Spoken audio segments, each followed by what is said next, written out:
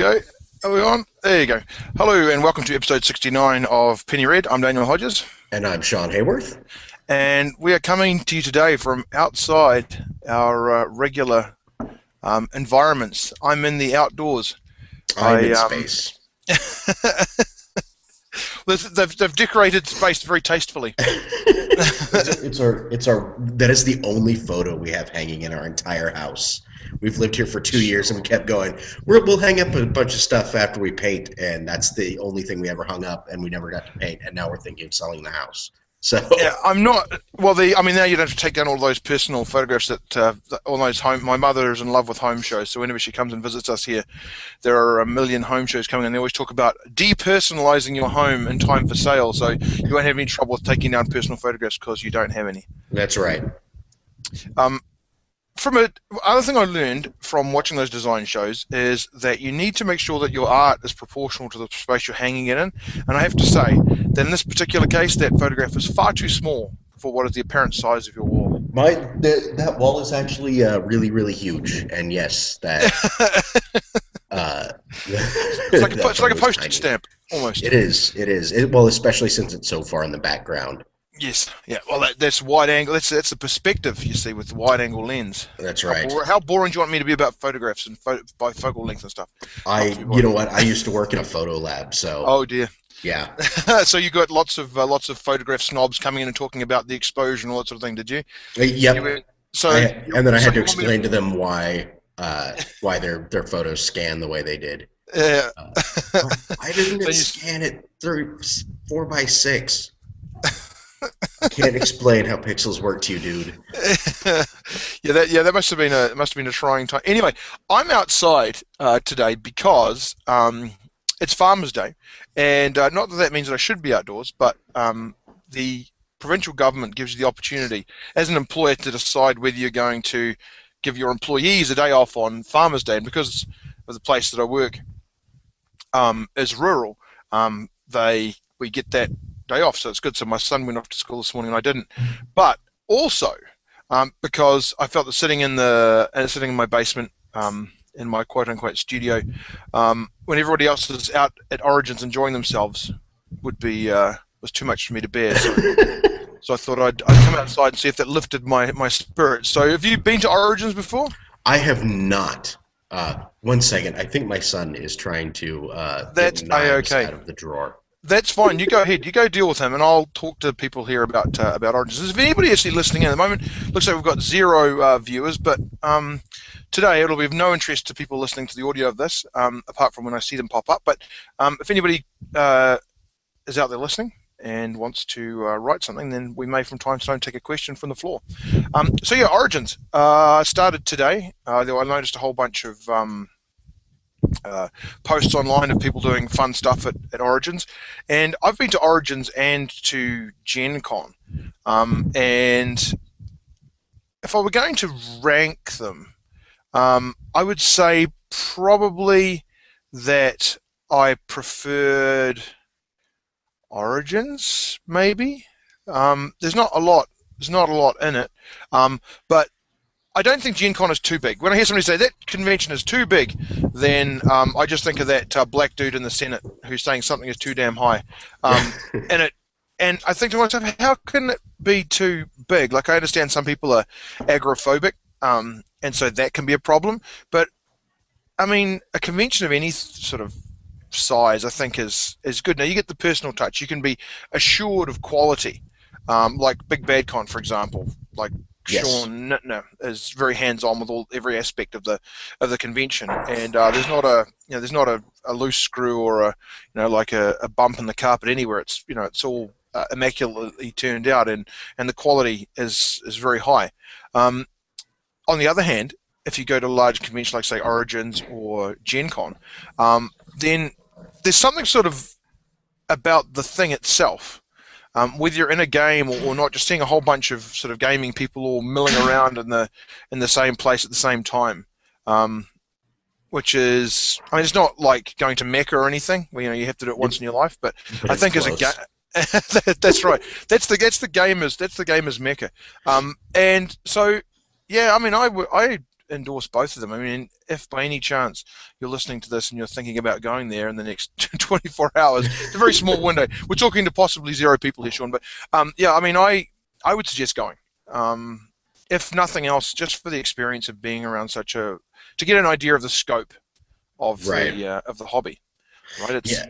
I feel the same way about going to PAX. Right, It's hard to get in anymore, but there's something incredible about going to one space with 40,000 people that like the same things that you like. right, and so where is PAX? There's three of them now. There are three Right, PAX. right, The PAX Prime is in Seattle. right. Seattle. That's right. Yep, yep. And then PAX East is in Boston, and this year they started PAX Australia, which I Is that think right? is somewhere in New Zealand. But Yeah, that's right. Yeah, it's somewhere down there. You know, it's down under somewhere. Yeah, I was watching. Like apparently Facebook doesn't like New Zealand either. Like there's the whole world is on Facebook apparently, apart from New Zealand. If you look at the little picture, I don't know if they fixed it subsequently. If you look at the little icon, now this is only by word of mouth because I'm not a Facebook person, but yeah. So apparently we're all right with that though. That's okay. We just like to keep it. Did you watch the Flight of the Conchords? I did. I love Yeah, the yeah, Flight of the Conchords. yeah. Those, Very subtle and understated sort of thing. So not being on Facebook is fine with us, but the Murray's that's the boss in his office. He's got this fake wood paneling, which I have to say is not a New Zealand thing. But on his walls, he's got the New Zealand, take your mum, and New Zealand, it's pretty good, and sort of like those understated type things. But yeah, I mean, so PAX East, Boston, PAX Prime, Seattle. And what time of the year does PAX Prime go? PAX Prime is actually it's the same weekend as Dragon Con, so that is Labor Day weekend at the very end of the summer, like the last weekend in August, first Right, weekend in right. September. The only thing I know about Labor Day, apart from the fact that it's a holiday, is apparently you're not supposed to wear white shoes after that day. Is that So something like that. I don't own white shoes, so I never paid attention. that could be a problem if you're some kind of an athlete? Yes. And yeah. Yeah, yeah, those fashion rules blow me away. But anyway, so I'm sad not to be at Oranges. Like I said, when you were making sure your son didn't carve something or someone, I'm sad not to be. There's lots of posts coming in of people that are there at the moment. So if I'd known it was on Farmers Day, a day off, I may have actually been there. But anyway, there's enough talk about Origins and Gen Con and so forth. What have you been up to in the last? Well, it's a couple of weeks now since we spoke. We had a banked episode up last week. Yep. I have been either working or sick. You Pretty sound you much. sound a bit stuffed up. I had a flatmate, roommate, I guess you guys would call it now, and somebody made the mistake of saying, "You sound like you've got a cold. You've got a really nasally voice," and she very pointedly identified the fact that, in fact, no, because she's a linguistics person. In fact, no, you don't have you've got a lack of a nasally voice because when your nose is blocked, you've actually got no nose component of your voice. Right, so it doesn't So I resonate. said, aha, so you have learned something at university now, apart from how to read those little funny lines at the top of the dictionary that most people just go straight past. Right. But anyway, so we thought we would continue today with our looking at games that either of us didn't really know anything about. And so today we've got Burning Wheel, which for those of you who haven't listened to previous episodes or are unfamiliar with sort of the Burning, what's Luke Crane's company called? They just call it Burning Wheel headquarters. Right. BWHQ. And they've got three major games at the moment, right? Like and then there's the one that's just that we swords. No, remind me the name? I've forgotten. Torchbearer. The Torchbearer. That's right. Yeah. right. Yeah. Yeah. So three major releases prior to that. What order do they go in? Is it Burning Wheel first, then Burning Empires, then Mouse Guard? Maybe you should talk about it because you're the number one guy. And Shaun actually has a show dedicated to Burning Wheel. So today we're going to try and the trickiest of tricky things, which is to pitch a show talking a bit about Burning Wheel. It's going to be interesting not only to Burning Wheel people, but also to people that don't know anything about Burning Wheel. So he's going to be on the high wire. He's going to That's be right. one of the flying Wallensers there, trying to make sure that everybody is happy. So yeah, so Burning Wheel first, then Burning Empires, then Mouse Code. Maybe you could give us a little bit of background about the company in general and the releases, and then we can go to some specifics about Burning Wheel. So, from what I've gathered, the original game, Burning Wheel, which is a fantasy fantasy game, it started out basically as Luke Crane, the writer, played a whole bunch of different stuff, and nothing was quite doing what he wanted.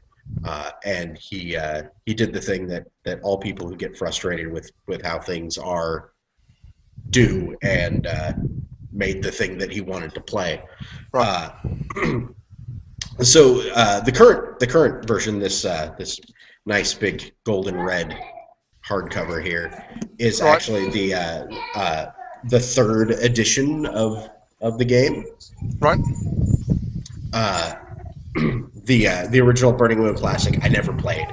I think Right. it came out in 2002 or 2003, maybe Right. 2004 or something like Right. that. Right. I got started with the revised edition, which I Right. think came out in 2006. Okay. Which I played for frickin' ever. Right. And while revised was still in print, they Right. they got the license from Christopher Moeller to do a role playing game based in his Iron Empires comics. Right. And so they took the Burning Wheel rule set and kind of stripped out the stuff that they didn't need and added in some things for doing like technology and all of the little setting things that were in Christopher Moller's book, and turned it into this really cool like competitive RPG. It's really, really hard to play, but it's really, really satisfying. Is it competitive? Because this going back to Origins, I've told this story before, but now that it's going to have a little bit of context, I'll retell it in abbreviated form. I had no idea who Luke Crane was, or Burning Wheel, or Burning Empires, or anything like that. And there was this game called Burning Empires. For sort of first thing on Sunday morning or something like that. I'm like, oh, I don't have anything in there, so I'm gonna go ahead and sign up for that. And I went along, and there was who I discovered was Luke Crane and a couple of other people, and we played Burning Empires. There were millions of dice around the place, and as you'll know firsthand, and anybody that's listened to the podcast will know, I'm not very good with remembering what dice to roll. Like Luke would just give me a bunch of dice and then say, roll those. So I would roll them and something would happen. And then I was told that I could give dice to, so I was kind of like the little brother at the table. Both these people, there were a couple of people there who were really into the game and super pumped to be playing in this game with Luke Crane. And I didn't really know anything, like I said, I didn't really know anything about it, but so I was just like the little kid at the table and everybody was like grabbing my dice, saying, "You do this, and then you do this, and you do this," and I'm like, "Sure, okay."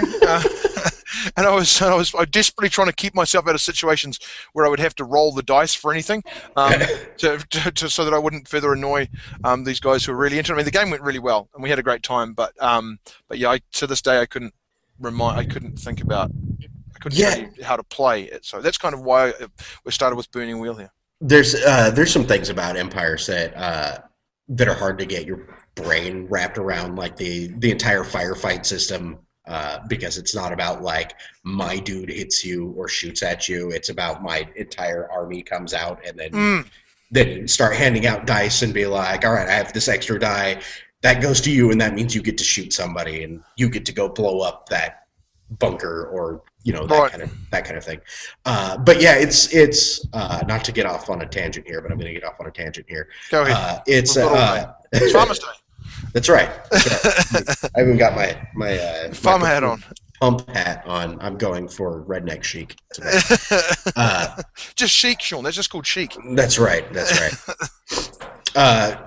No, it's when I said it's competitive. It takes this particular approach to the game where normally in all of the Burning Wheel games, part of the GM's job is to bring adversity to the players. You're always supposed to be challenging what it is that what they want to do. And in Burning Empires, it does it in a particular way where your vehicle for bringing adversity to the players is your NPCs. So Right. you don't have the latitude because of some of the other rules, like there's a seed economy and all sorts of stuff. Uh, you don't have the latitude like you do in normal everyday RPGs, where the GM can just say, "Oh, and then this other thing happens," right? Right. You actually have to position your NPCs to be able to uh, affect the player characters and get in their Right. way. Right. Sounds like a lot of administration for the GM or whatever. What's it called in burning games? Is it called a GM or? Yeah, it's a GM. Right. Yeah, it's not that much. I mean, it's not like in almost any game you're going to have a stack of NPCs. Of course. Thing is so tight that there's no room for like going out and just adventuring. Right. Oh, Sean's turned into a robot there. I'm not sure if I've lost him altogether, but so I went to this. So I'll give you a little bit more background. In this Burning Empires, as I best I recall, and I'm sure Sean will come back in a minute here and correct me, but you have, like I say, it's based upon a whole bunch of comics, and the sort of the big bad guy, I suppose, in it is. Oh, he's back. There he is. No, Yep, I am back. I thought it was he's you back. that cut out, and apparently. No, I just kept talking just in case. So maybe we're both talking. Maybe that's going to be a really garbled piece. Anyway, I was just saying the bad guys in Burning Empires are these worm things called the something or others. Oh, the Valen, yes. The Valen, yes. Yeah, they crawl into your brain and take over your mind. Right. Really though, like that's kind of the. Oh, go ahead. No, I was just going to say, and that's the thing about you were saying about the NPCs, and also to a degree, I guess, the players, because with the Valen being these worms, they sort of get in your, like I said, hulling or something like that. I think it's called, and they get in your head, and there's no way for you to know who's already been sort of taken over by these Valen, right? So you've got sort of two NPCs really, and two sort of sets of concerns. You've got the concerns that the GM is putting in front of you, those NPCs, and there's also the possibility that the other PCs are in fact now bad guys as well because they've been attacked by worms, right? We got as far as talking about burning empires and saying that NPCs were very important, and then I flanneled on a bit about there being two sort of sets of bad guys potentially in that game. You've got the NPCs and you've got the PCs that may have been hulled by the Valen. Yeah, well, and that's kind of a that's always the thing that you fear in that game. It's the thing that makes Empires interesting is that everything becomes a really really tough choice. You have a limited, not just it's not just competitive. You have a limited amount of resources, and that includes actually like making rolls to achieve intents. So Right. you always wind up in these situations where your character has personal things that they want to accomplish, and when you set things up, you tend to have like tensions between player characters and NPC. And meanwhile, you have this existential threat to your planet that is imminent. Right.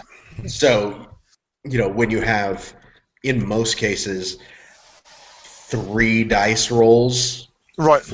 for the session, and Right. you kind of have to make those count, Yeah.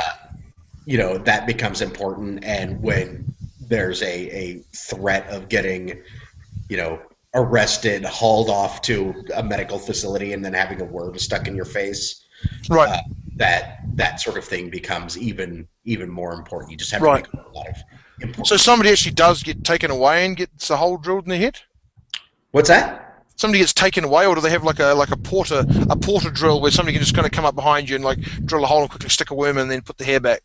Oh no, it's It's the process. yeah, they have. There are several ways described. One is basically you jab somebody's eye out and stick a worm in their eye socket, but that's pretty obvious. Right. And then there's like drilling a careful hole in the back of the head and implanting the worm because it's like a little aquatic flatworm. It can't actually crawl into your head on its own. Right. So, yeah, it's typically it's something that's done in secret in some like Right. creepy Frankensteinian medical facility. Right. Sounds awesome. So you wouldn't. So somebody couldn't just like suddenly come back with a worm, like suddenly just end up with a worm in their head, then? Not a player character. I mean, the Right. GM has to abide by the same rules, so they Right. have Right. to spend their resources to, capture you and hull you, and then you switch sides and you play on the Valen side if that Right. happens. Right, right. Okay, and then I talked a little bit about Mouse Guard, and I said that the success of Burning Empires, at least in terms of how the system was perceived, I suppose, by the people owning intellectual property of Mouse Guard, led them to be approached by Mouse Guard, or Luke Crane approached Mouse Guard. I don't know what the story is there. I'm not sure if Luke met David Peterson, the man that wrote the Mouse Guard comics, and Right, talked to him about it, or if Archaea Studios Press came to Luke about doing it, or what the like what the whole deal was there. All I know right. is that Luke got that job and made an amazing game Mm, that really, if you've read the Mouse Guard comics, the game emulates those perfectly. yes. Uh, Yeah, which that is was one of the things that I was saying about that particular intellectual property and how it gels with the game itself. I was saying that you can just do a little bit of reading of the graphic novels, which is enjoyable in and of itself, but it gives you a really good feeling for what a game might be like in a relatively short period of time. yeah, exactly. And I mean, it's fun. It doesn't quite have the long term appeal to me that something like Burning Wheel does. Right, But it is a well tuned game, mm, and that was really its goal. It's tuned to do what it does, and it's doing right. it very well. Yeah, and you don't. Um, you lose sight of the fact that your mice pretty. I mean, your adversaries are always other animals, but you don't feel like you're limited by your skin, so to speak. The fact that you're playing a mouse doesn't really limit the things that you do in any way. The only thing that I remember happening was that my mouse got a cold, and that seemed to be a big deal. And I thought, oh, the cold doesn't seem to be a problem, but that's, I guess, the only disconnect that I had with the game is I can't appreciate some of the things that are actually dangerous to mice. That, I mean, that's my fault. That's not the game's fault. But that was the one thing that I found challenging about that game. Yeah, well, I mean, it's easy to be like, oh, I've got a cold or I've got a flu or something. I'm sick. Yeah, that's a condition. I'm sick, and we're kind of used to having all of these modern conveniences that kind of help mitigate those Mm, problems. Like being right, sick right, makes driving suck, but you can still drive. right, Like right, right. when you're out in the wilderness, like I don't know if you've ever been camping and gotten really sick. I have, and it is miserable. And that's going out and doing something for fun. That's not like having to, forge a new path between two towns so that Right, food can travel between them. right, Like, sure. once you put it into context, it's not so like, oh, I got a cold. I don't know why this Yeah, is making me lose a die. yeah. I tell you what's miserable is taking care of a 7-year-old's birthday party when you've got food poisoning. Oh Um, yeah. that's was the worst ever because you're like, I'm trying to be up, but I really don't want to be at all. Yeah.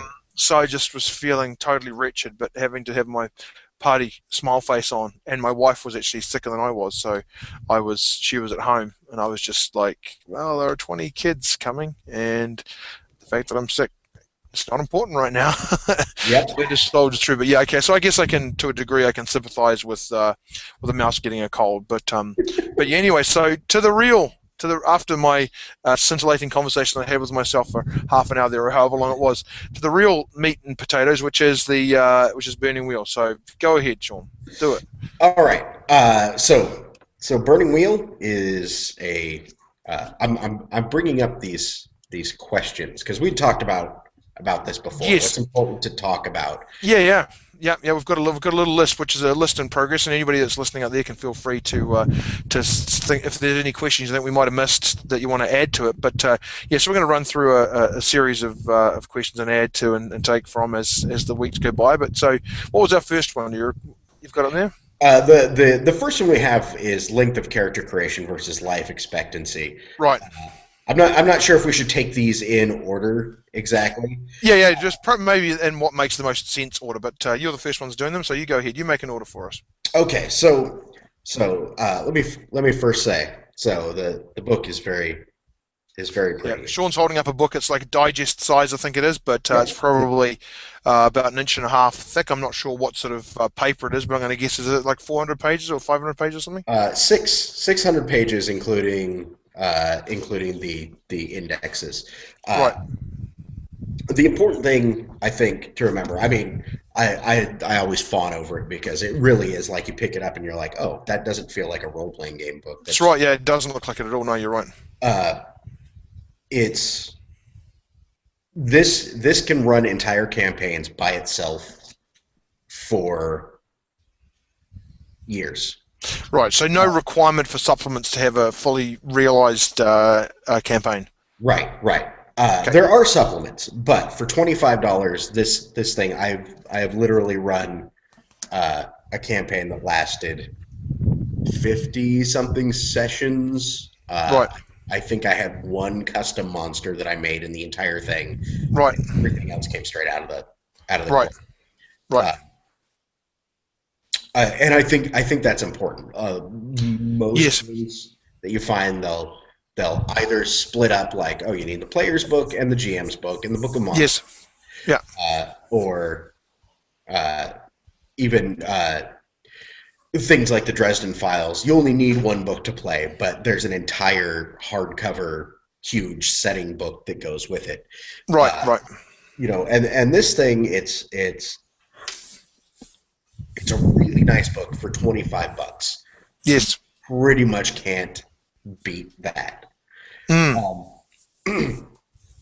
So I think that's probably the most important thing to realize is that when you pick it up, you're getting an entire, like, a fully playable product without Right. having to think about anything else. Right. So And available in lots of shops, or is it something you send away from? Does Luke have a store that you would buy it from, or? yeah, you can go to burningwheel.com and they've got a web store. They ran out of copies recently, so they had to do another print run. I'm not sure if they started that or if they put in for it. I know they were doing some, time for a new print run. Go through, see if there's any errata that they can throw in and fix. Right. Before the new files go out. But yeah, it's sold out of one print run. But I know that the new printing is either already done or is in the process of being done. Right. Okay, so one of our questions is, what kind of media would this game be a good fit for? Right. And so the system really does gritty fantasy. Not you always hear gritty in terms of like the quote unquote grimdark stuff like Warhammer 40K, where it's like everything is dark and you are nothing and blah, blah. Excuse me. That's not the feeling you get from it. What Burning Wheel does is it lets you play heroic characters. Right. But its definition of heroic isn't necessarily the same thing that a lot of role-playing games use. Right. Things like Fate or D&D, kind of interpret heroic as you are an exceptional person. Right. You go on interesting adventures because you are the kind of person that interesting adventures happen to. Right. Right. Uh, and Burning Wheel really takes the tack of you're a person that wants something, and it's not going to be easy to get. So what are you going to do about it? Right. So when I say heroic, I mean it's geared around the idea of struggling against all odds to achieve the things that you want. Right. This is my son. Oh, look, there he is. Hello there. For people in audio land, there's a young gentleman sitting in Shaun's lap, looking confused but interested. He has no idea what's going on right now. Yes, this is. I'm surprised my daughter's not sitting on my lap at this point. But okay, so just backpedaling slightly before we get to some specific. Did you get? Do we? Oh, wow. Let's do this first. So, any specific thing, any specific game that you can, specific piece of intellectual property you think would be ideal as source material, or if you enjoyed this film, want to play a game like this, what that would look like? Game of Thrones. Right. It does that sort of thing very well. Right. Not so much with the clashes of huge armies because it's really not about that. It's about the characters. Right. But when it comes to the kind of events that you see happening to individuals in Game of Thrones or the Song of Ice and Fire books, Burning Wheel does that incredibly well. Right. We've used it to do a weird fantasy sort of Deadwood kind of game. Street level like thieves guilds versus thieves guilds, that sort of thing. It handles most things, as long as it's not that whole like epic fantasy, a group of adventurers go on a series of quests. Like, it's really not about that. It's about characters going out and pursuing their sort of individual goals. Right. So how would you characterize the game in terms of it being a story game or it being I don't really know the difference between it. I mean, what's the opposite of a story game? I don't know. Well, because they all tell me, Jason Morningstar said, they're all story games, but I think perhaps, would you say it's closer to Dungeons and Dragons or closer to Fiasco, let's say? I would say it's probably closer to D&D. Right. So it's quite crunchy, though, right? Yeah. It's a technical game. Right. Does crunchy mean, is that short for there's lots of number crunch in it? I assumed that's what it was, but then it occurred to me as I just said it that I don't really know for sure what that refers to. That's kind of the problem, is that nobody really knows. It's almost a meaningless term. I think most people use it in terms of like how much system is there as opposed to how much setting is there. Right. There's everything. I wonder whether there's a yeah. I wonder if you could have a scale. If you were to figure out the amount of time spent in combat as opposed to the amount of time spent in social situations, I wonder if quantifying that would be a useful way to describe the type of game that people were. You know what I mean? Like, I do. I'm depending on the game, though. That might not be particularly useful. No. Burning Wheel, like I said, is an all system. Combats are usually over in less than 10 minutes. In my experience. Like, once you understand how the rules work. Yes. And that's the trick to all of the Burning games, is that they are written as games to be played, not just as a means to produce a story. Right. So it's designed as a game that you can get good at playing, and you'll get better at playing with with experience. The more you play Right. it, the better you're Right. going to get. So when Right. you get to things like combat, uh, the game doesn't really slow down. Uh, Right.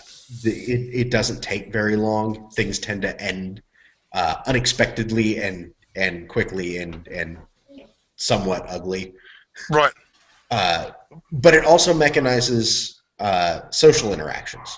Yes, yeah, that was one thing that I was particularly struck with about it. I enjoyed that aspect of the gift which we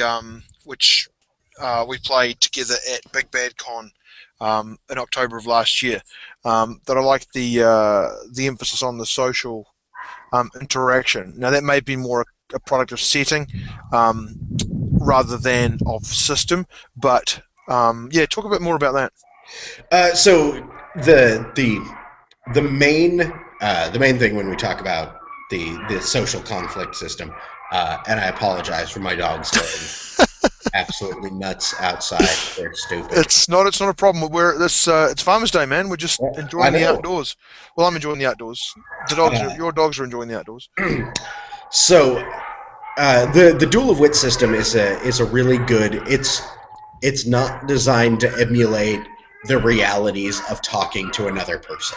Right, right, It is a gamification of important social interactions.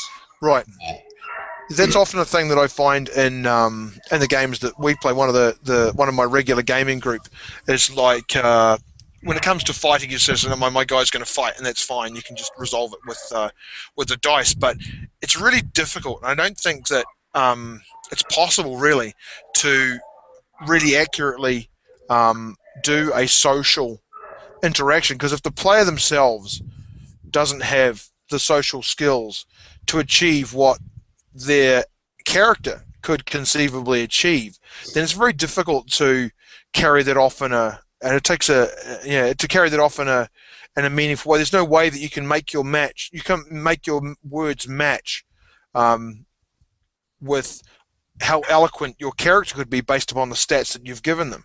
So that was one thing that I found particularly enticing about the social aspects, at least of the social situation resolution in Burning Wheel, because it removed that from the from the from the role playing, I suppose, but replaced it with a sort of a description of what it was that you wanted to achieve and ways that things could go without requiring you to actually voice the specific things that might sway the decision in your favor. right. Well, kind of. You can do it that way. The way that it's intended to be done is you don't get rid of the role playing, but what you do is you have a definite direction that that you're supposed to be going. If I script a point, Yes. then that's going to have a specific tone, and you can you still have to say what your character is saying, but you have a little Right. bit more leeway about, oh, I explained to them about this, setting event X, Y, and Z and why they're Right. wrong about that. Right. Uh, Right. you can pull yourself away if you can't think of something in character. Right. That said, the Duel of Wit system it really sings when you can start bringing in these other little elements from your game, Right. because like I said, it's all about characters. Yes. So in the middle of a Duel of Wits where you've already established the stakes and what's going on, Mm. in the middle of some point, you can push on the buttons of the other character's beliefs Yes. and traits Right. Right. through the role playing, which if you're doing your job, you can sort of reincorporate that kind of thing Right. later. Yeah. Regardless. What I was getting at really with the role playing aspect of it is that unlike the sword sort of like sword fighting piece, it's not really possible for you to get up with a sword and reenact killing a bugbear or whatever it might happen to be. But when it comes to social interactions, if you're pretending to be your character and the GM is pretending to be the character that your character's talking to, that's the only piece of the game really where you are actually acting out. I mean, scenery and so forth aside, you're actually acting out the thing that's happening in the game. Like everything else is an abstraction. You're sort of having to imagine it in your head. But those few interactions are really the only piece where I do this, and so does my character, and the GM's character does this, and so does theirs. So the words that you actually speak are supposed to reflect your character, but the skill with which you employ those words may be less good, if you like, than the way that your character would, and that's sort of more what I was getting at. Right, right. Well, and there's also the fact that when you take all of the gameplay mechanism out of social interactions, Yes. it's really subject to people bullying or blustering, or Yeah. you talk and go around in circles over and over and over until finally. Yes. Yeah. Talk It's about not that. they're actually convinced. It's just that they want to get on with the fun part of the game. Yeah. Uh, Talk about that aspect of it, because that's one thing that was one thing that that you said during the game. I didn't really fully understand the mechanics of it, but I understood the concepts of it completely. And like, once this thing is done, then we don't talk about it anymore. yeah, well, exactly. You once pretty much everything in Burning Wheel. Once you've come to a resolution, until the situation changes significantly, it's done, and you move on, and you go forth, with the consequences of those actions in mind. The rule's called Let It Ride, and it's probably the easiest thing to port to other role-playing games. Right. But it's surprisingly powerful when you really look at it. It's a very simple thing, because it even goes down to, we roll the dice once to see if you can sneak past the guards into the castle, Right. and if you succeed at the beginning, none of the guards in the entire castle see you. Right.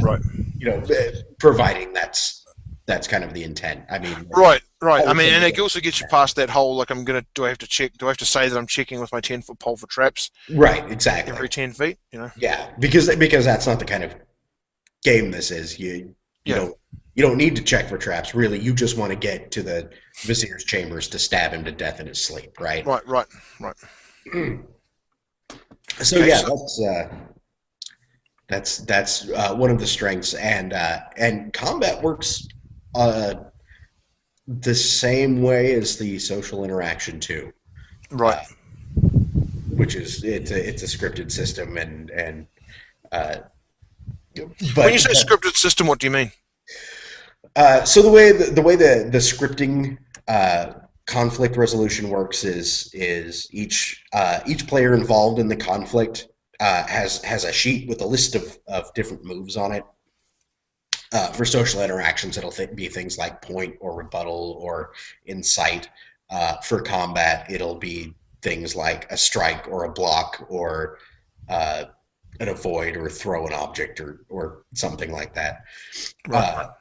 And each of you kind of builds a hand of these moves in secret without the other person being able to see it, and then you kind of reveal them at the same time, and those things will interact in different ways. So with combat, you might wind up with two people scripting strike at the same time, Right. which means nobody's taking a defensive action. Both of you are stabbing each other. And you roll, and if both of you succeed, both of you wind up taking injuries, and Right. and that's actually despite the amount of technical, like, rules fiddliness in that system. Yes. Once you understand it, once you've gone through it, and you've gotten good at it, you can script incredibly quickly. Roll the dice, figure out what happens. Eventually, somebody will take a take an injury and hesitate, and usually that means that the fight is over. Right, right. Okay, so all right, so we're going to play. So Game of Thrones type things where you've got a lot of social interactions, not so much about armies. It's technical, which means that. So as a GM, that may be a question we can have for future is GM investment before play. Uh, it is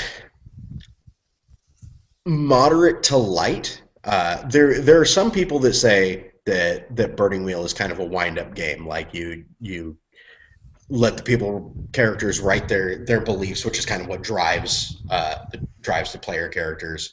Mm-hmm. You do a lot of work in the first session where you set up the setting because there's no explicit setting in the game. Right, right, uh, and start creating your characters, and then once you have beliefs, you can just kind of let it go. That I've played that way, and there's a right, lot of people that say that's how it goes.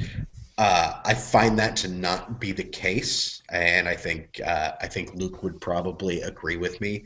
right. As the GM, you need to do some prep. Yes. If you have important NPCs, they need to be created, or Yeah. some Yeah. monsters, all the mechanical stuff. But I found that taking the time to write out uh, not an adventure in the sense of D&D where you have to Yep. draw maps and Yep. populate with monsters or whatever. Mm-hmm. But having definite ideas about how to challenge the character's beliefs and instincts and traits Right. before play starts Right. really makes the game sink, because Okay. it gives everybody a lot of punchy things to sort of Right. deal with. And So can you play? Can you play in the first session, or do you need to? Does the game? Do you need to have time after the players have created their characters before you can go ahead and put a story together? Like, do you need to say, "Okay, great, we've got our characters together, and then next week we're going to start," or? Yep. It's you spend the first session of any campaign building the setting, creating characters. You will probably start play the second session. Uh, Now, my opinion is that is part of play. So yes, you're playing from the first session. Yeah. That is part of the game. Right. Right. Of course. You're just not into the My pretending character says this and does that. Yeah. right until later. Right. There's a lot that goes into creating a character. It's an involved process. Right. Burning Wheel. So we're into the character creation versus chance of death scenario. The question. Right, right. So yes, there's a lot of investment. It takes some time to do. Usually, what winds up happening, at least in my games, is we have people pick out the basic concept of their character and maybe sort out what their life paths are and some quick notes about what skills they're going to take, Right. and then they come back the next week with all of their numbers filled in and everything sort of finalized. Right. Uh, that being the case, it is really, really difficult to die in Burning Wheel, Right. Okay. which kind of makes that long and involved process okay. Right. It's also a game that's designed for long-term play. Right. For the kind of campaigns where people are like, I've been playing the same campaign for 8 years. Right. Burning Wheel does that and does that well. There's a lot of Right. room for that. Characters will get terribly injured and out of commission for months of game time. So there's a lot of we're doing all this adventuring stuff now, and then Baldric got a spear in his guts. And has to spend the next 2 years recovering from the Right. terrible injury that happened. Right. And then you kind of go, okay, so what happened during that time? And you brush by it and figure out some mechanical things to represent time passing. Right. So in terms of investment, lots of investment in the character up front, but the chances of you dying are low. So that investment is not, you're not going to have to reinvest in character continuously. So um, long character creation, but long character life expectancy. So that's kind of a I don't know how we would go about quantifying that for. It's my daughter there. Come over here. But I don't know how we would go about quantifying that as a for measurement purposes. I suppose Dungeons and Dragons would be well, depending on how you play, I suppose, but Yeah, well, and short creation and then also shortish use. So in that respect, that's a good match, right? And this one here is long creation but long use, so that's again is a good match, right? right. I know that games exist where the opposite is the problem. I Yeah, spent yeah. 3 hours with this character, and then he just got wasted. Uh, but yeah, it's involved. But you're unless you get bored, you're going to be playing that dude for a while. Right, right. Okay, so in that case, that's a good match then. Okay, what's our next one now? So we've done property, we've done what media properties match up, we've done how long it takes to make a character as opposed to how long they're going to last. What's another question we've got on there, Sean? Let's see. We've got completeness of core material. Cool material talks about that. Yep. So you've got all the stuff you need to start. Uh, yes, useful supplement support. So that this is kind of an Right, interesting thing. All of the supplements for the current edition came out before the current edition came out. right. Uh, but when it comes down to it, there's only two books. Sean's holding up two books the same size as the core book. The core book is, I think it's stitch bound, right? A stitch bound Yeah, a stitch bound yes, hardcover. Sean just yeah, held up two digest size books, one with a blue cover, one with a sort of like an olive, I suppose, cover, same size but perfect bound and glued. yes. So the magic burner and the monster burner. Right, They're not supplements in the traditional kind of sense. right. What they are sort of breakdowns of how to Yeah, to create custom content for your game. right. I Yep. mean, there's some things that Rubbish. are sort of plugins for the main Right, system or right, replacement for existing systems.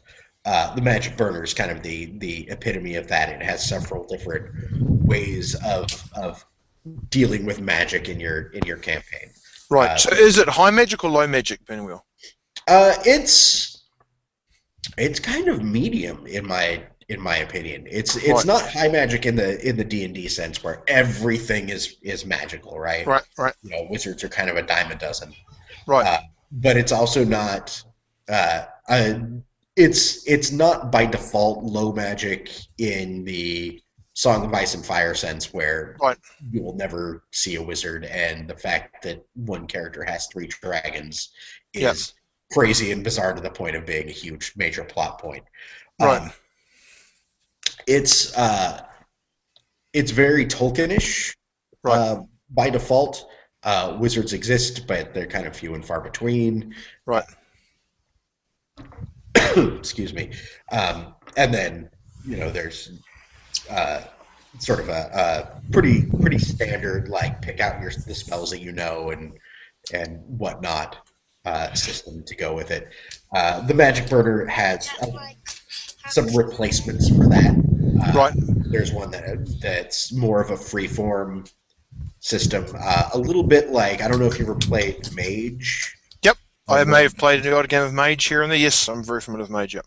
it's not quite as free form as that, Right, but it has that similar feel where right. you It's got some kind of aspects of it, sure. Yep. right, and it has some things like new like a way of doing necromancy and enchanting and all sorts of cool different things. Right, But there's an entire chapter in here that is if you want a specific way or feel to how magic works in your game. Like if you're trying to emulate a particular uh, but it is a butterfly. Look at that, amazing. He is flying around the garden, black and orange butterfly. Yep. Sorry, go ahead, John.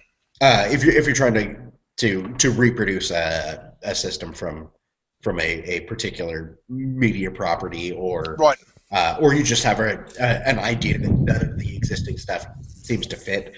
right. It's got the information that you need to create a new magic system from scratch. Really? Okay. So it gives you the opportunity to. So you could then change it to being a high magic scenario where wizards are more prevalent. Like, is the ability to balance it available where you've got like weak wizards at the start and then super strong wizards at the end, or is it more balanced than that? Is it on Uh, Wizard's World? well, I mean, with anything, you start when you make your characters, you're making your characters at sort of the beginning of their career, right? Right, Like everything that's happened before the character comes into play has been boring and mundane. Even if right, they're a wizard, they're it's not like you're making a wizard that's been in a million battles before, right? right, right. And the way that the advancement system works, it means that as you play, uh, you're going to get more powerful. Right. To As the you, point where a strong wizard is much more powerful than a strong fighter, say for example, or warrior, whatever they're called. magic is pretty is I mean it's magic, right? Like Mm, that's kind of the thing about it. It's almost by definition going to be more powerful than anything else, because that's kind of what magic is. You can't really deal with the supernatural with a sword. Uh, sure, sure. But I that mean, is that there a facility for being resistant to magic though? Like as you become more powerful, or is that once you get past that point, then wizards are the most powerful people in the world, and that will actually have an effect on the sort of the structure of the world even that you're in. I think they could. The way that things are constructed in Burning Wheel is that everything comes with a cost. Right, right, Nothing is free. So the more powerful of a wizard you are, the greater those costs. Uh, and if you make mistakes, the greater those mistakes will be. right, right. And Okay, you're there's the right more checks and likely, balances there against that. yeah, you're more likely to see an incredibly powerful wizard at some point, like retire into his tower to kind of Right, do his magical research and right, not right. be like rampaging around the world, Yes, casting fireballs at everybody. right. Excuse me, I apologize for that. Um, yeah, and the way that Burning Wheel really handles that sort of thing is by, on one hand, making the GM's job to be challenging the character's beliefs. Right, It means that the challenges that each individual character is going to be facing are a lot of times fundamentally different right, than that from the other characters. Uh, right. Does that create down a lot of downtime for other players at the table then? Not really, not really. 99% of things are handled with one roll, so Right, uh, you don't have to deal with that. Like, oh, now we're just gonna deal with your thing. Uh, right. Sometimes that'll happen. The thing that you tend to get good at as a GM is either moving to the next person before a roll is made or immediately after a roll is made. Right, right. So it's pretty much, you frame a scene, you get to the resolution point, dice are rolled. All right, we've kind of dealt with that. Move on to the next person. Yes, yeah, that's the whole one of those things about the cut and dried thing, right? Like once it's done, then it's done, right? That has been resolved. That we don't go back to it and rehash it. Right, exactly.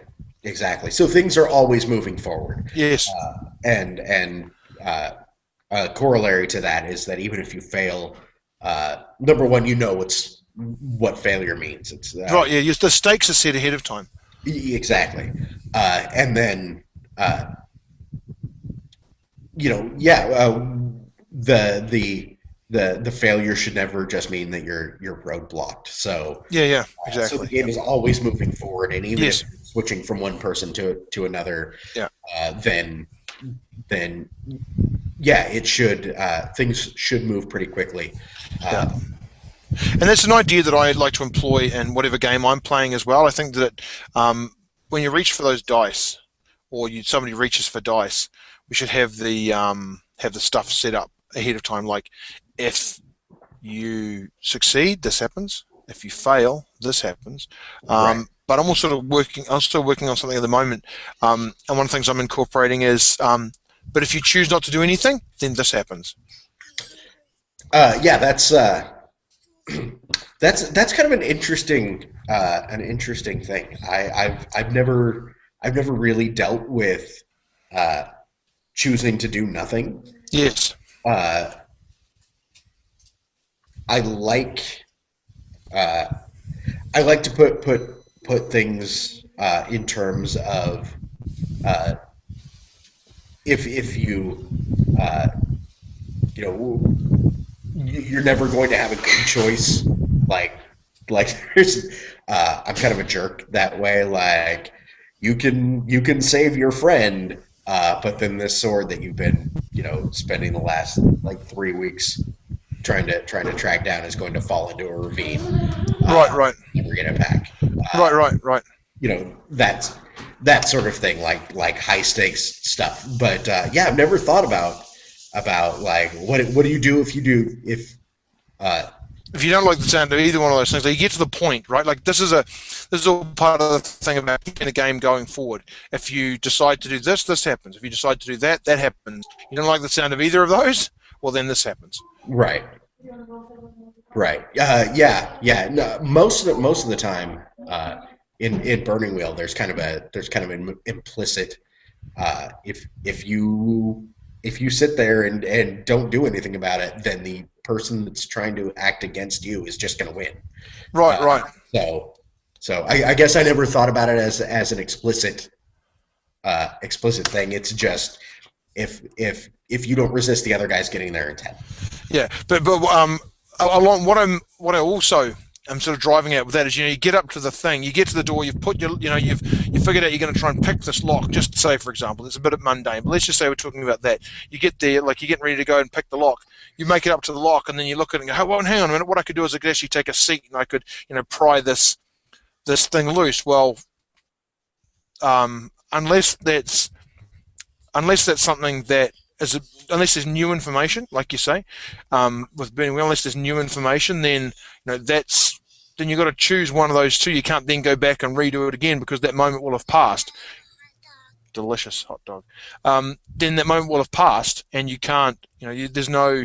You don't get a second bite at the cherry, right? You can't go ahead and regroup, right? Right. So to keep the game going forward. So instead of because oftentimes that, okay, this is this, and this. Okay, now you're really good at that, so you're going to go ahead and do that, right? So you send the person off to pick the lock or whatever it might happen to be, and you took half an hour to get to the point of deciding that that's what was going to happen, and then they get there and then they change their mind at the last minute. They go back and then have another half-hour conversation, right? Like, that's to try and avoid those sort of scenarios. Right. Right. Right? Analysis paralysis type stuff. Yeah. One of the other nice things about Burning Wheel is that you can use. We were talking about the dual of wits mechanic earlier. Yes. Whenever you have those situations where the players just want to talk and talk and talk at each other and Yeah. plan, Yeah. don't want to actually come to a Yes. conclusion, or nobody's convincing the other person. Yeah. You bust out the dual of wits mechanics, Yeah. deal Yeah. with it, and go. Get it done. Yeah. That's right. Get it done and get moving forward. Yeah, for sure. Absolutely. Okay. What else we got on our list here, Sean? How are we off for time? Let's see. It's 10:18. Gone for a little while. Okay. Should we? Okay. Do you want to go ahead with part two of that next time then? Sure. We can do that. I think we've covered a whole bunch of Right the on. stuff on here. Uh, Perfect. just kind of in the in the talking about Right. the game in general. Did you have any Thank you. Sorry, say that again. questions? I was going to say, did you have any questions about? Okay. Well, so when how important are the stats that your character has as compared with the background that you put together for your character? Uh, Very important. Burning Wheel doesn't do a whole lot with like extensive character bios. Right, You don't need to write up a backstory for your character. The right, character creation, like I mentioned, is a life path system. So you're yes, choosing like where this character was born, kind of where he went from there, and the GM sets a limit. I say the GM. It's generally all the players at the right, table kind of set the limit for right, how experienced do we want our characters to be at the beginning. yes, The kind of default is 4 life paths, which is just enough to get most players to a knight, a priest, or a wizard. right, Not experienced in any of those, but at least established. Um, so once you set that limit, then you kind of go through and you're like, okay, so my character was born in a village, and that gives him, these traits and right, these right, stats. And then he went on to become a tinkerer and uh, gives you access to different skills and whatnot.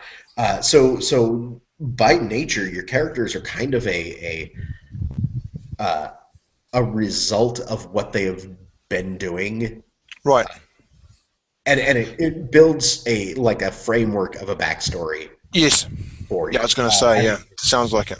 there's some room to fill in blanks if you need to, but but you're not going to be like, my character is the third son of Prince so and so of this place, and I had all of these adventures, and now I'm going on with. Uh, yeah. The implication is that you've led a pretty boring life up until Right. something terrible has happened that you Yes. can't ignore. Right. Okay. So, you mentioned that sort of like a Dungeons and Dragons esque setting. Um, so, along with that, um, who might want to give Burning Wheel a try? If you're looking for a different system, who might? I know we're playing this game right now, but we want more of this, or we want less of this, or we really like this aspect of it, but we're looking for a little something like this. So, like, who would go ahead and play? Who may enjoy Burning Wheel if they gave it a shot? Uh, Um, okay, so I think people who like rules will like it, right, because there's a lot of game to be played in it. right, Uh, I think I feel like in a lot of cases the people who they go to play D&D yeah, and then talk to them. You talk to them about it afterwards, and they go, "Man, this session was great. We didn't pick up the dice and roll them once." yeah, yeah, yeah, That kind of player, the players that are looking for a game that is driven by their characters, uh, and that is the thing that this game does more than anything. right. There's a lot of room, Daddy, and don't melt it up like this me from hotdog. We've got some serious hot dog logistical issues here. Um, I understand that. so somebody who likes Dungeons and Dragons, or liked the game that they played, and then they got to the end and realized that they hadn't touched the dice. So that's one type of person. Yeah. And would you say that um, that when combat comes along, they want it to be involved, but they don't want it to be the focus of the session? Is that sort of what you're getting at there? To an extent, most combats can be handled in one, maybe 2 roles, Right, depending on how in depth the system that you want to do. Uh, right, but Burning Wheel also doesn't do like the fight against 1,000 orcs, right, where you have your grid laid out and you have to turn by turn deal 6 points of damage to every goblin or whatever. right, right, It saves the important climactic fights for the really involved rules. right. So they're there. It's incredibly dramatic. It's incredibly chaotic. Uh, if you're at the point when you're breaking the fight rules out, you should be going, I don't know what's going to happen You know, Right, when all said and done, like this is something I have to do, but I don't know how it's going to turn out. right, And that's kind of one of the reasons I like it so much. right. Is that Okay, so you would say people who, so Dungeons and Dragons people, perhaps, Rollmaster people, maybe on the strength of what we talked about last week, people that yeah. people that, like you say, that like systems, people that, um, Daddy, Sydney. yep, that's the dog, all right. People that like technical systems, um, and would it be for people that like less rolling in their game, or Uh, because I know you can go a whole session without rolling, but Daddy, I need you to get this. uh, yeah, it's oh, sorry, I just got a text. Uh, yeah, most of the rolling is kept to a minimum. Like right, there's some paperwork involved in logging test and advancement and that sort of thing. Uh, but part of the aim of the game is to reduce the total amount of dice rolling so that only the important stuff is getting rolled for. right. Which leads me to my probably my last question here, which is, but this may require an exhaustive answer. Um, we were talking about Torchbearer, and then also you sort of alluded to it. The little fights aren't really important; it's got to be climactic. Um, so, so there's not really any dungeon bashing. Like you don't just go along from one room to the next room and then fight individual orcs and so forth. And if not, how is that handled?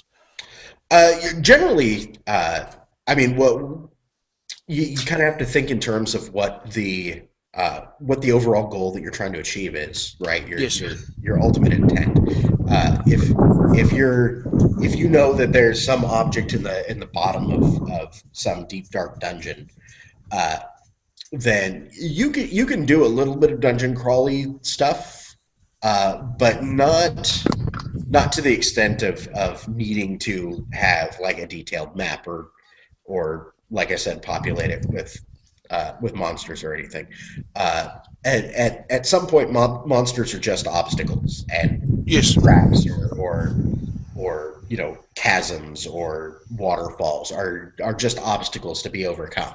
Yes. So depending on the group and the things that are interesting to you, yeah, you can totally have those adventures where you're leaping across chasms and whatnot. But each of those things are going to be handled with one or two rolls. Right.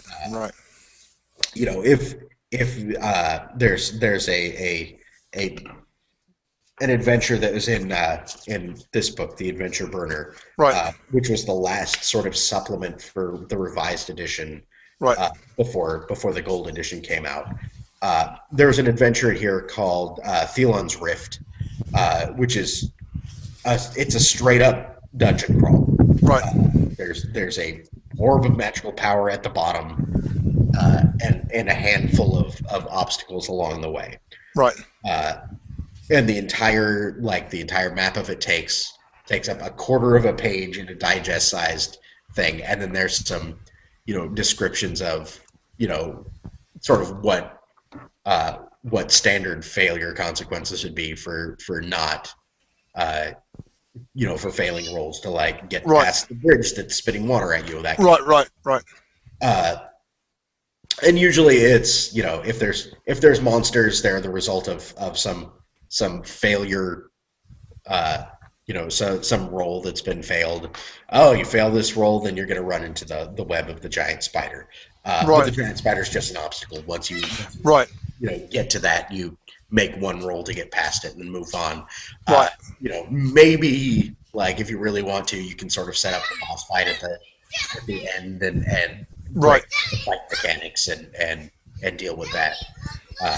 But again, that's sort of the climactic battle, right? Right. Yeah. Of course. Yeah. Yeah. I know what you mean. Yeah. Because like you say, you want to be unsure how that's gonna play out. Right. Like you don't have a whole bunch of little goblins along the way, where it's just like you say like obstacles, but not difficult obstacles. You just sort of like smash them down all along the way. Right, right. Right. And so, if somebody, final question then, if somebody was going to buy a Burning Wheel, do they look for a brand new copy of the Gold Edition? Is the Gold Edition your starting point? Do you try to get a revised edition? What are you No, trying to get your hands on? the gold edition is vastly superior. I say vastly. The game is the same. They're almost completely compatible. Some things have been Right, changed. The changes that were made are significant between the two editions, right, as far as the more difficult to understand right, mechanics have been cleared up, and uh, some things have been expanded, some things have been clarified. right, Uh, the revised edition is no longer in print. right, Luke is pretty good about, like, once that is done, he doesn't keep printing it out. right, Uh, so yeah, gold edition is the way to go. right, I not that I got rid of my copy of revised. I still have my revised books right, sitting on a shelf, but I almost never use them anymore. right. Okay, there you go. All right. Well, thanks everybody for bearing with us that was watching online, or anybody that's come this far in the YouTube video. If you listen to the audio version, then you've been spared me talking to myself for a very long time. But it's goodbye from me this week, And goodbye from me. and until next week, keep talking the walk.